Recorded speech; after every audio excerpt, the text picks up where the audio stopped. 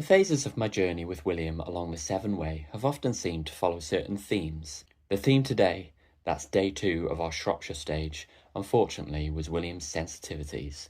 William is probably known for his bold adventures and century seeking, but there's another side to that, which we see more as William gets older, and this is how he struggles with unfamiliar sights and sounds at times. Today we'd begun at Montford Bridge. Here's a slightly reluctant starting photo of William, and we're hiking to the centre of Shrewsbury, largely following the course of the River Severn. Unfortunately, William had a seizure shortly before we set off, which will often make him more sensitive. In our situation, this meant that he wanted the comfort of being on my shoulders. I'd hoped that in time he'd want to explore more, as he often does, but he never really found his stride today. He did walk on a few occasions, but soon turned to his carrying comfort each time, and I quickly learnt that he'd become inconsolable if he didn't get this.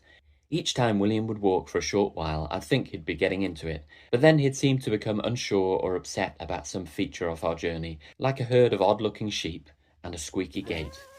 If anything, William's discomfort seemed to build throughout the morning, reaching a peak when he had a meltdown on a quiet forest path. After that, he was a bit happier, starting to explore features of the landscape, but still wanting to be carried. Even the river, which we were very close to for the second part of our journey, wasn't enough to get him into his usual sensory-seeking mood.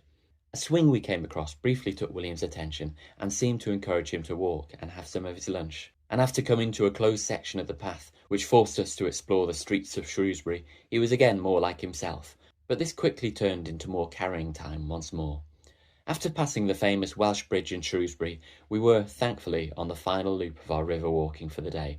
William wasn't bothered about an interesting suspension bridge, but was determined to visit a little play park we passed, which he enjoyed.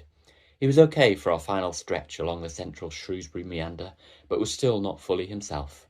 The day showed that our adventurous boy can also be sensitive and overstimulated at times.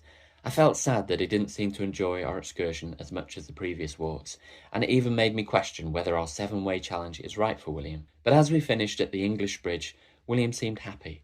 I hope, that today was a blip, and that William knows on some level that our challenge has meaning and importance with all who've kindly given to support us.